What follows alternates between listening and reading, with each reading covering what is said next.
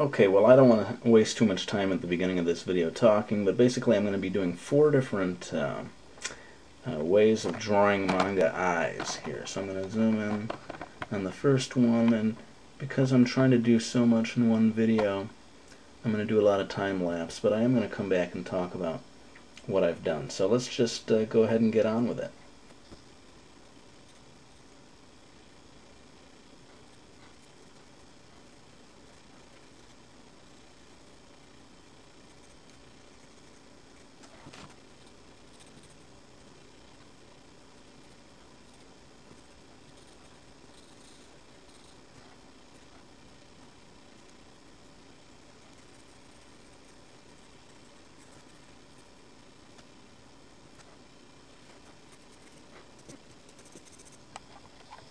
Okay, so just a quick word or two about what makes these eyes different maybe from some others you might see. The first thing I notice is that the highlight, this white spot, is at the bottom of the eye rather than anywhere near the top. That's sort of unusual, or makes it different. The other thing is that notice how the pupil area here just sort of blends into a black area at the top of the eye. You don't really see the whole pupil in this version. Another thing is that the fold of the eyelid is quite distant from the upper eyelash area, and it's sort of moved toward the center. This artist likes to put it near the center. And I should say that I was looking at the work of Manga, I believe this artist is called, in drawing these eyes. Alright, well, let's move on to the next set here and see what we can learn from that.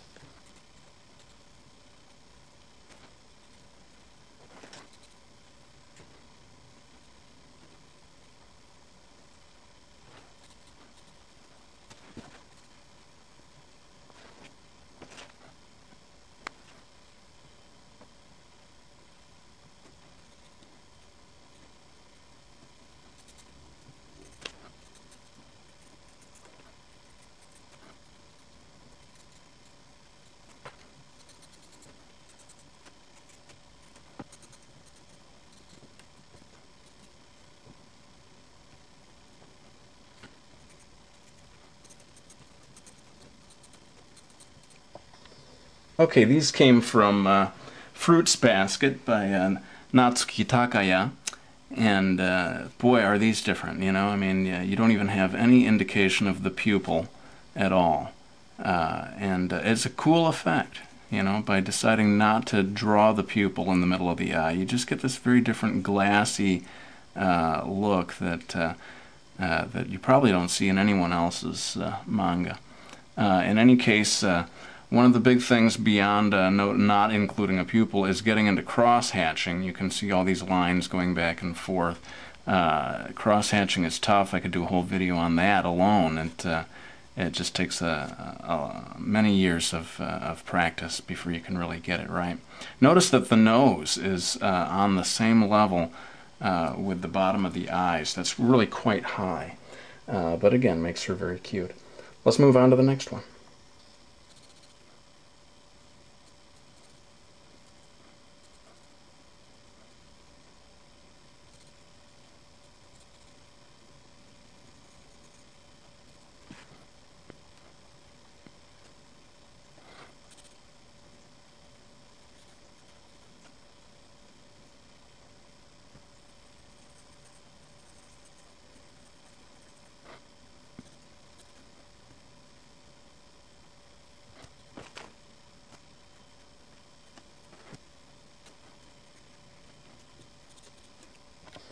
Okay, these are from Keroro Gunso by Mine Yoshizaki, and very interesting approach here. Notice how vertical these eyes are, these ovals, very narrow from one side to the other.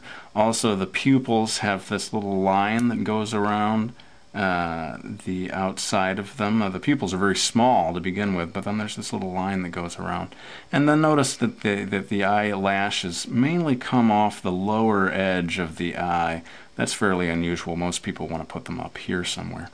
Yeah, it's just amazing the variety of different manga eyes there are once you start studying them. Alright, let's move on to the next one.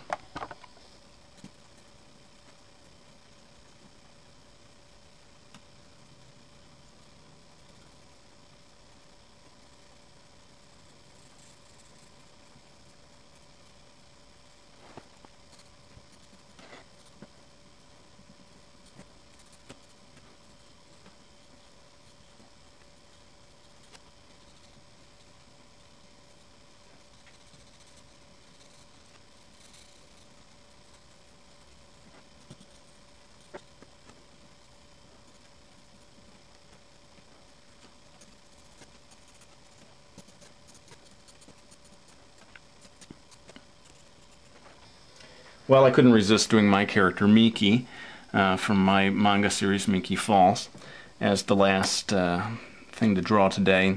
And as you can see, very time consuming. What was I thinking? You know, thousands of times now I've had to draw these eyes, but it's all for that final effect, and so it's worth it. One thing I can say about the way I draw these eyes is the importance of getting the one good highlight there, a nice bold pupil, and then this dark ring around the edge, and just kind of letting things get dark at this side and lightening them up as I go down. And I go kind of crazy with the eyelashes, but I can't resist that. Anyway, thanks so much, folks, for watching my videos and for subscribing. Let's pull on back here so we can see all 4 of the eyes that we drew here today. I guess all 8, I should say. In any case, if you are interested in my manga, Miki Falls, please click on over to my channel. You'll see a lot of info there, different videos and so forth about that. Otherwise, thanks for watching my videos, and I'll be back with another one real soon.